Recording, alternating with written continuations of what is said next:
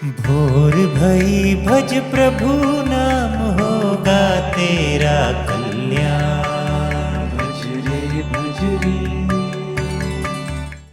आइए सुनते हैं आज की कहानी अनोखा बंटवारा।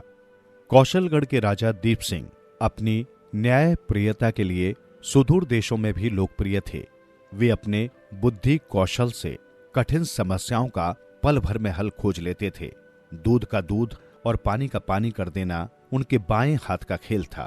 कई बार पड़ोसी देशों के राजा भी जटिल मुकदमों के निपटारे के लिए दीप सिंह की मदद लेते थे। एक दिन राज्य में ही रहने वाले 3 भाई संपत्ति के बंटवारे को लेकर लड़ते लड़ते दरबार में हाजिर हुए। तीनों ही भाई एक दूसरे को दोषी बता रहे थे। राजा दीप सिंह ने सबसे बड़े भाई से झगड़े का कारण पूछा। बड़े भाई ने कहना आरंभ किया, महाराज, मरते समय हमारे पिताजी ने वसीयत की थी कि संपत्ति के रूप में हमारे पास जो 19 घोड़ियां हैं, उनमें से बड़े भाई को आधी, मझले भाई को चौथाई एवं छोटे को 5वां हिस्सा घोड़ियां मिल जाए। चूंकि सबसे बड़ा मैं हूं, तो मुझे 9.5, मझले को 4.25 और छोटे को 4.25 घोड़ियां मिलनी चाहिए। अब आप ही फैसला करें कि घोड़ियां कोई जमीन का टुकड़ा या निर्जीव वस्तु नहीं है जिन्हें काटकर बराबर भागों में बांट सकें। मेरे भाई इस पर अड़े हुए हैं कि हिस्सा वसीयत के अनुसार ही होना चाहिए। हुजूर, अब आप ही बताइए कि हम वसीयत के मुताबिक हिस्सा किस प्रकार बांटे। सारा किस्सा सुनने के बाद दीप सिंह सोच में पड़ गए। मामला वाकई पेचीदा था। एक तरफ तो घोड़ियों की संख्या भी ऐसी थी कि जिसमें से आधा या चौथाई हिस्सा हो ही नहीं सकता था, तो दूसरी ओर कोई भी भाई कम हिस्सा लेने को तैयार नहीं था। दीप सिंह काफी देर तक घोड़ियों की संख्या पर विचार करते रहे।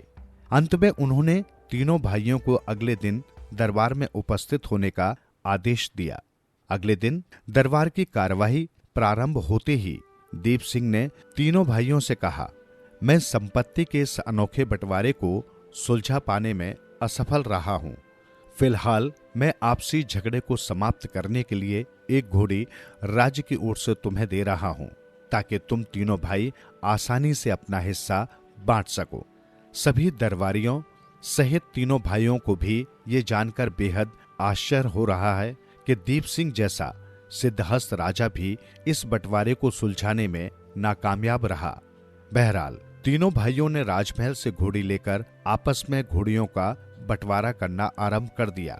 चूंकि अब उनके पास कुल 20 घोड़ियां हो चुकी थी, अतः वसीयत के अनुसार बड़े भाई ने कुल घोड़ियों का आधा भाग यानी 10 घोड़ियां ले ली।